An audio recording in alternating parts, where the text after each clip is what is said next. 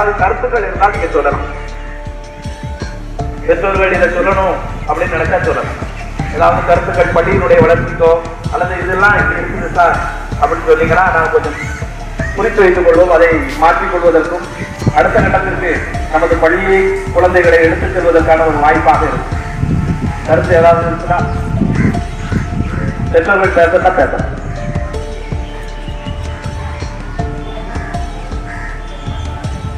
ஏதாவது பேசுறீங்களா?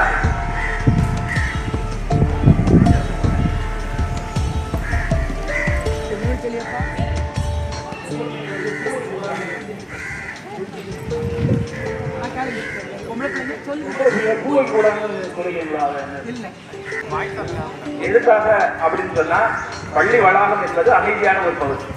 ஆசிரியர் பாடம் நடத்திருக்கிறார், பிள்ளைங்க நடந்து வருது. எனக்கு சந்தோஷம் தான், என்னுடைய வீட்லயும் பிள்ளைங்க இருக்கு, எல்லா வீட்லயும் பிள்ளைங்க இருக்குது.